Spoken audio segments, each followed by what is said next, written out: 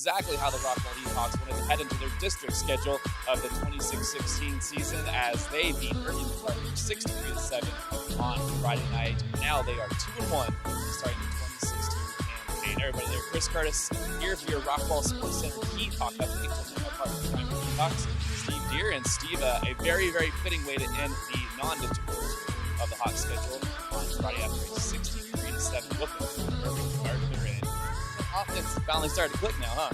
Yeah, they sure are. How many times have we rolled up 63 points? It hasn't in the time that I've been following the team. We've had some close, but 28-0 by the end of the first quarter. The game was already tucked away pretty well by then. A lot of people got in on the action, just kept rolling waves after waves of athletes at the other team at MacArthur, and everybody got in on the action. And it was a pretty impressive showing by the Hawks. I know you and I have talked to some coaches around the area about this Heath Hawk offense. A lot of coaches are saying now, we don't know how to defend this. It's insane. Like you mentioned, there's 5, 6, 7, 8 guys there's pure athletes on this team that can play. And Rockwall Heath is really kind of flying under the radar, which is kind of exactly what Coach Moss and his crew kind of wants to happen. Yeah, actually, I was expecting to see Heath get a little bit of attention in the morning news top 10 this morning, and still no mentioning of them. So you're right. They're still flying under the radar. Not a lot of people are giving them credit yet. Not really recognizing what they have going on, and that's okay. That time will come. If Heath continues to win, then more people will start taking notice. But you're right.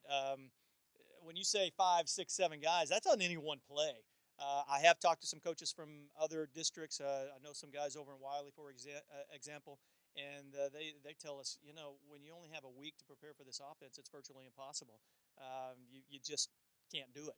And so it's got some coaches scratching their heads and wondering what are we going to do to prepare for this.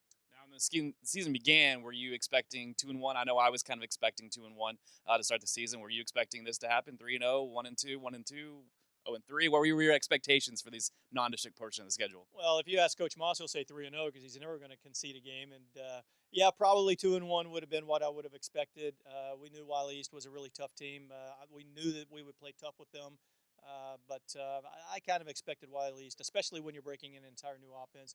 There would be some bumps in the first game, and that's exactly what happened. The last 2 games has just rolled. And some people may question the caliber of competition. Yeah, maybe. A couple of teams that may be down a little bit. But that doesn't take away from the fact that they weren't close games. They were just total domination.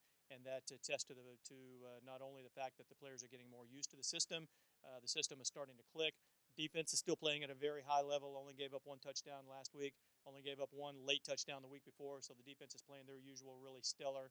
And so, they're about where I expected them to be at this point. Awesome. Of course, Rockwall Sportscenter here. We have all the great people coming into our shop here today. But, of course, Jared's back there laughing at us, so it's all good. But, of course, Coach Moss. It's live, guys. It's live. It's what you expect.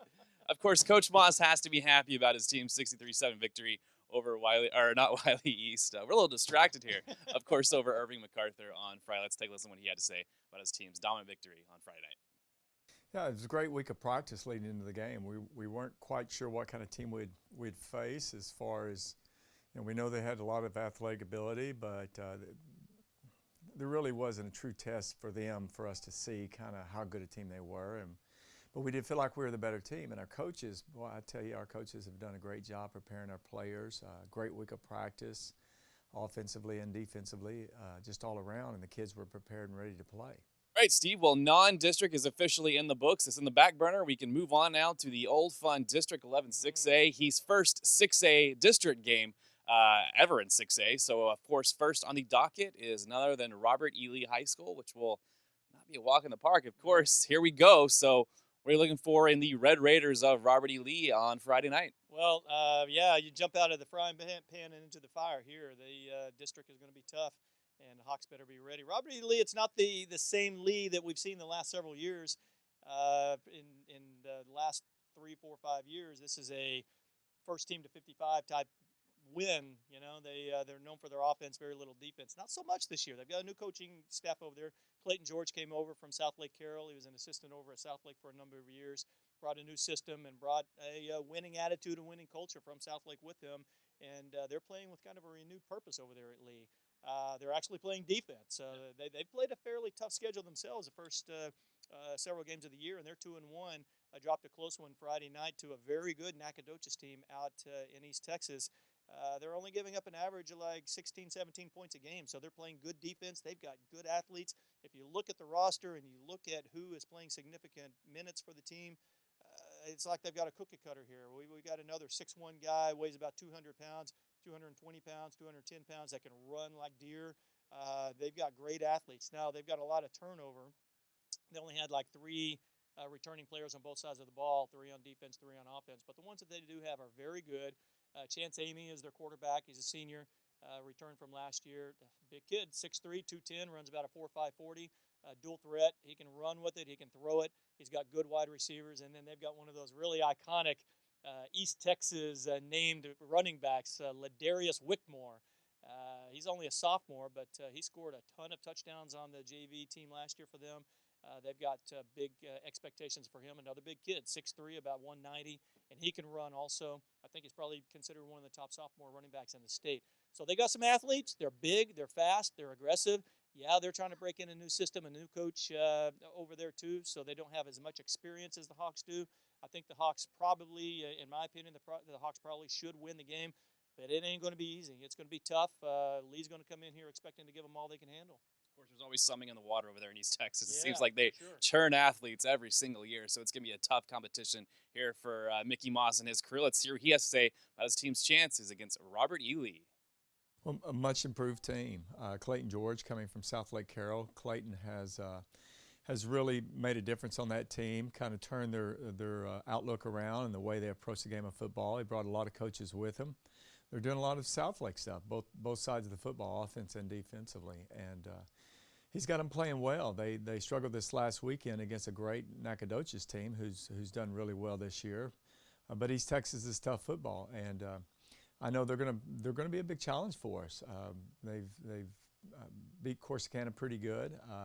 They demolished Marshall early in the season, and so I think we will be a big test for them. But at the same time, I feel very confident about our abilities and to start district off 1-0. And of course, the Rockwall Heath Hawks are back home again. It is homecoming presented by Fenton Nissan. They've been generous to sponsor homecoming this year for Rockwall Heath, so we'll be throwing out a lot of T-shirts for that game. They've been a great sponsor for us this upcoming season. And of course, we don't want to look too far ahead.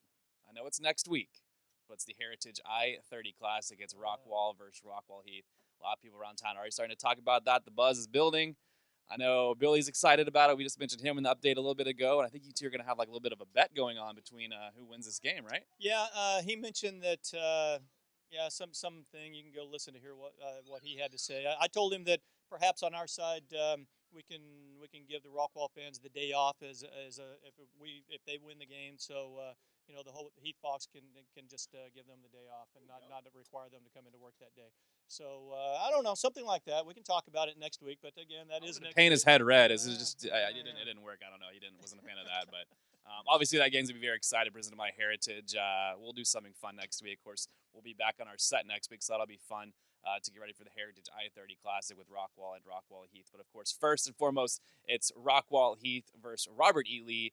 This Friday night, it's homecoming presented by Nissan at 7:30. Of course, you can catch Steve Deere and his crew starting at 7 o'clock with their pregame show at www.rockwallisd.com. So, Steve, here we go. District 11 6A. Welcome to 6A, and here we go. It's going to be a tough one. We've been talking about it all year so far, that this is one of the top and toughest District 6A teams in the entire state, maybe one of the top 2. Moss thinks it's the toughest, and so we're going to get our first taste Friday night, and hopefully we'll get off to a good start.